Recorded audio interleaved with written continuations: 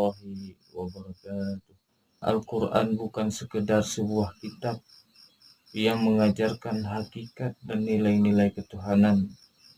Akan tetapi lebih dari itu juga bermuatan nilai-nilai kemanusiaan dengan segenap aspek, baik sosial, budaya, ekonomi, politik, pembentukan pemikiran filsafat, hingga penemuan alat teknologi.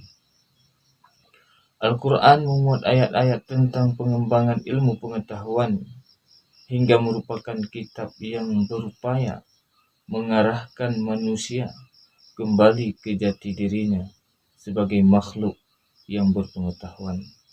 Oleh karena itu, Al-Quran dengan konsep pembentukan konstruksi manusia modern menjadikannya sebagai kitab suci yang mampu menjawab tantangan di semua zaman. Maka dengan demikian, Al-Quran disebutkan sebagai sumber hukum utama dalam agama Islam.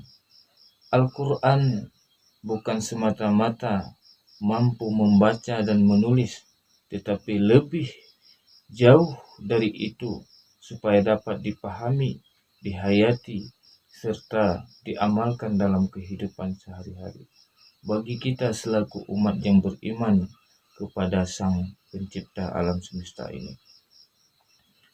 Al-Quran diturunkan di bulan Ramadan bukan tanpa makna.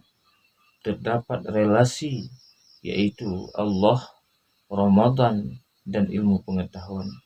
Bahwa pengetahuan hakikatnya adalah milik Allah Subhanahu wa Ta'ala melalui sebuah sarana Al-Quran yang turun di bulan yang penuh keberkahan ini.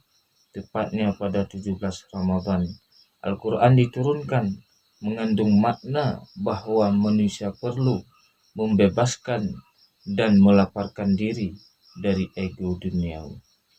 Maka dengan demikian, pada kesempatan ini kami mengajak sahabat semua untuk senantiasa membaca Al-Quran dan memahami isi kandungan Al-Quran dengan penuh keyakinan agar kita semua mendapat petunjuk dari Allah Subhanahu wa Ta'ala melalui wasilah Al-Quran. Amin ya rabbal alamin. Assalamualaikum warahmatullahi wabarakatuh. Informasi beasiswa dan kuliah gratis di STAI Darul Hikmah. Telepon atau WhatsApp ke nomor yang tertera di sini.